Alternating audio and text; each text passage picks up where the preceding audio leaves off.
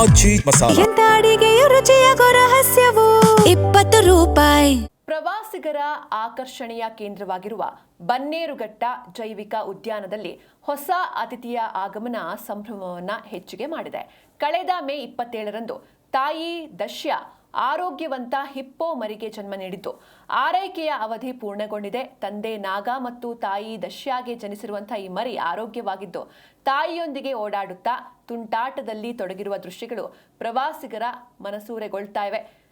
ಮರಿ ಜನನದ ಬಳಿಕ ಪಶುವೈದ್ಯರು ಹಾಗೂ ಉದ್ಯಾನದ ಸಿಬ್ಬಂದಿ ವಿಶೇಷ ಆರೈಕೆ ನೀಡಿದ್ದು, ತಾಯಿ ಮತ್ತು ಮರಿ ಇಬ್ಬರೂ ಕೂಡ ಆರೋಗ್ಯವಾಗಿದ್ದಾರೆ ಅಂತ ಅಧಿಕಾರಿಗಳು ತಿಳಿಸಿದ್ದಾರೆ. ಹೊಸ ಮರಿ ಸೇರ್ಪಡೆಯೊಂದಿಗೆ ಬನ್ನೇರುಘಟ್ಟ ಜೈವಿಕ ಉದ್ಯಾನದಲ್ಲಿರುವ ಹಿಪ್ಪೋಪೊಟಮಸ್ಗಳ ಸಂಖ್ಯೆ 5ಕ್ಕೆ ಏರಿಕೆಯಾಗಿದೆ. ತಾಯಿ ಹಾಗೆ ಮರಿ ಹಿಪ್ಪೋಗಳ ಆಟ ತುಂಟಾಟವನ್ನ ಕಣ್ತುಂಬಿಕೊಳ್ಳೋದಕ್ಕೆ ಹೆಚ್ಚಿನ ಸಂಖ್ಯೆಯಲ್ಲಿ ಪ್ರವಾಸಿಗರು ಬರ್ತಾ ಇದ್ದಾರೆ. ಹಿಪ್ಪೋ ಮರಿ ಇದೀಗ ಉದ್ಯಾನದ ಪ್ರಮುಖ ಆಕರ್ಷಣೆಯಾಗಿದೆ.